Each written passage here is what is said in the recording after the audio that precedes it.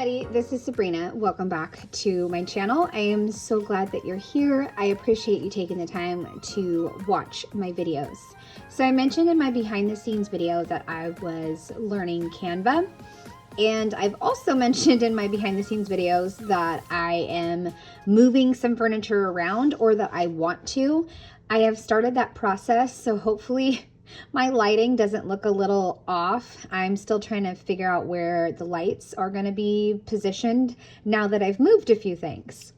So there's that. But getting back to behind the scenes and learning Canva, I had a wonderful subscriber just be completely honest and say, hey, why don't you make printables, or why have you never made printables, considering that I really don't like measuring and I sometimes have a difficult time putting together some of my pages. And I recently switched to a Mac, and I figured, you know, I'm learning a new computer system. Why can't I learn Canva? So that's what I did. I found a tutorial about making your own calendar, and I only needed it for a little bit, and then I was just off and running. And I had the best time making my own calendar. And then I decided to make some bookshelves, because in my reading journal, I do not have the shelfies that I've had in the past. Usually right after a year of books, I would have the shelves. I am not going to do that this year. I thought it would be fun to do something different and have it in the actual monthly section. So that is what I have created, and I bought this different type of paper. I will link it in my description box, but it is vinyl sticker paper, and I absolutely love it, because here's the best part. I printed a test copy and it was amazing. I was able to use my Tombows to color and also stamp on it. Let me go grab the January one. So this was my first initial printing, and I think I need to reprint January because I wound up making it a little bit bigger, but this works for my Sharpie pen, and it also works for stamping. This is VersaFine ink. Hopefully you can see that. It's a little smudged, so VersaFine does not work, but my StazOn ink was the one that worked the best. And then these are Tombow markers, and nothing was coming off of it or anything. So it was fantastic, and I love the result. So I made the calendar, and I also made a bookshelf, and so I can color in the different months that I want to have. And I'm just excited to put these together, and I'm very excited with how these came out, and the fact that I can actually write with Sharpie, because now that I have figured this out, I can go ahead and get started with writing in my books as I go. So hopefully my reading journal, again, will be more simplified, streamlined, and I can be a lot more successful than I was last year. I am also not doing any big reviews or anything. I think it's just going to be too complicated for me and too much. I will let you know if that changes, but for now, I think I'm just going to stick to little reviews. Okay, so let me show you the months. I showed you January. I probably need to reprint that, but let's see, where is February? Okay, so here is February. And what I did is I wound up, once I did the 3 shelves, I had some space here. So I picked a bunch of stickers that I could put down, or I guess I should say like journaling cards and die cuts and digital stamps that I could put down in there and use. So that's February. Here is March. This is I Love It All Shop, her digital botanicals. So I put a bunch of those on there that I could use. For April, I actually have a Hobonichi journal entry that I wanted to use these pieces on. I just needed to change the colors, so I changed the colors. I also needed something for the five Things Friday project, so I printed that, and then just some random other things that I found as I was digging through. My son actually wanted me to print some things he designed. And so I printed those for him. Well, this one he designed. So I printed that. I hope he likes it. I think he will. June is some more of my son's. Same thing with July. So he can take those and I hope they work. August is a mix. Again, just grabbing things that I want to use or could potentially use. September, I went back to more of February type pieces. I love the word joy and choosing joy, so that's always a good thing to have in my stash. October, some more love. These are all Kerri Bradford digital stamps, so I use those. Mandy Ford, different pieces. December, I decided to go with more of spring type pieces. So that is what I put on my sheets, and so I can cut these out and use them in my Hobonichi journal or my other Soft Paper Studio journal.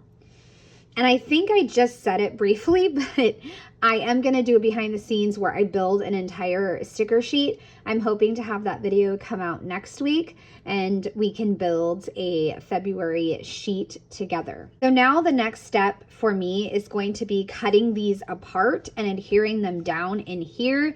And I thought you guys could join me along that journey and just putting together all my monthly pages. I may add some washi tape to kind of coordinate, but then it'll be all put together for the entire year, which is really exciting.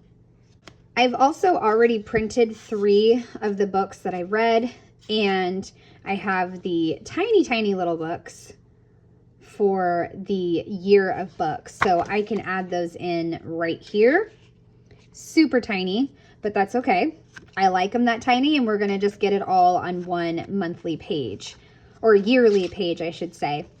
And then if you flipped over here, this is Q1, and it's going to cover January through March.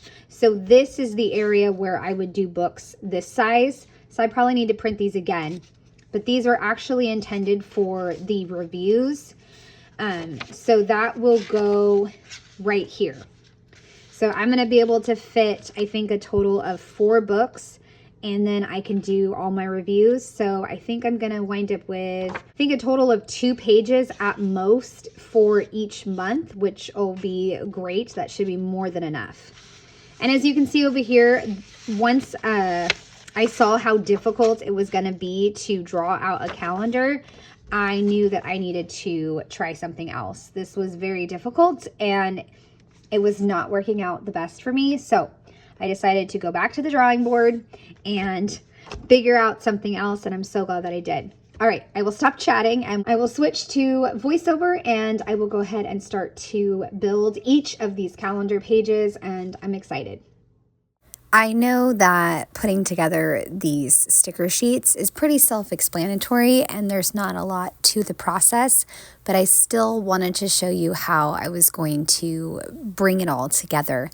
And if I feel like I don't have anything to talk about, of course, I will do some music. I'm starting off with January, obviously, but I cut it all the way and then I'm going to adhere it right over the calendar. This paper, I don't know if it's considered vinyl, but it almost has a matte finish to it.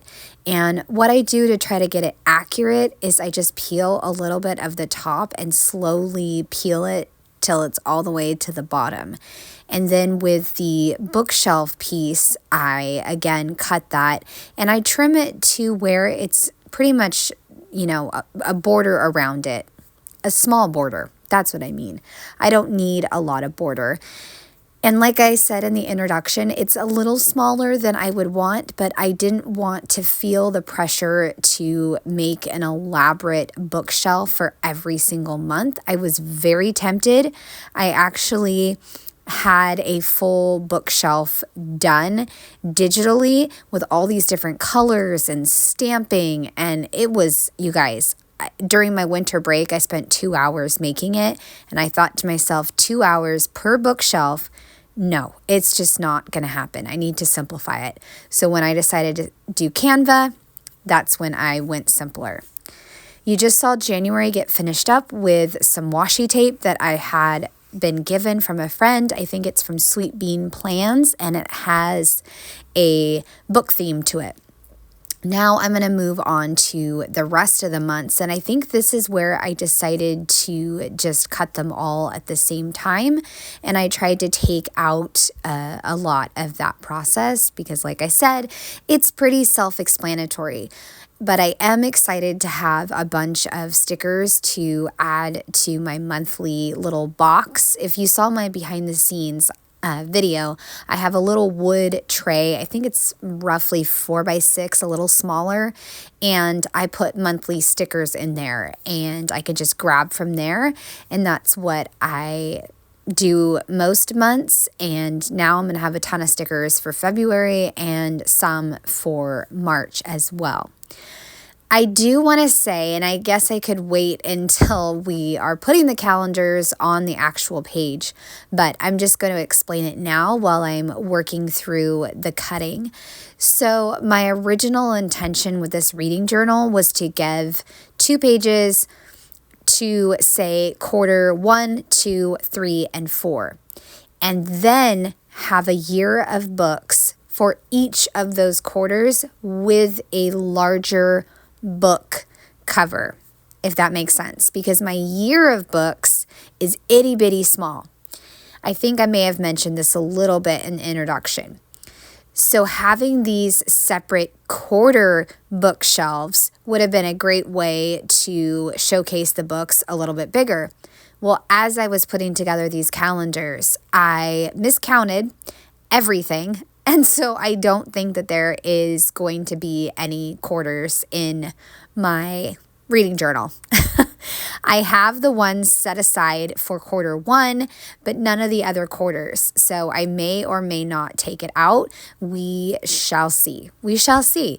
But I just got so excited putting this together and just realizing that my reading journal for the entire year is pretty much set up, and I'm just like, this is going to work. This is going to be really great, and it's going to work. And so I did not count out the quarters for each of, the quarters that are in the year. I'm a little bummed and a little disappointed, but, like I said, I'm not going to peel the stickers and I'm not going to start over. So just got to move on. All right, I have cut all of the calendars and I'm ready to bring it together.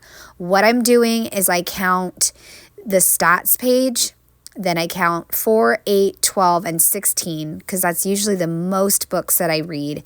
Then I leave another set of 2 pages, then start on the next month. So hopefully that will give me enough room in case I have a super great reading month or if I just want space in between the months. I'm hoping that this works. I've never done it this way, but again, I've probably said this too many times. Tell me in the comments, Sabrina, you keep repeating yourself, but I am really loving this format and just having everything prepped pretty much ahead of time. And now it's kind of just fill in the blanks as I go.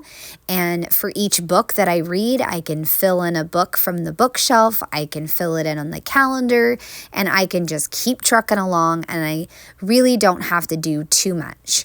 I can make the stats page, which is always fun, but for most of it, fill in the blank. I went back to my washi drawers and I picked out the washi for the rest of the year instead of going one by one. And I tried to pick ones that felt like the theme for the month. So like March, I found a Sweet Bean Plans washi tape with a bunch of green books. So I decided to use that one. I also did the washi a little bit different with top, bottom, and then over on the right-hand side, just a little bit, instead of straight across for both pages.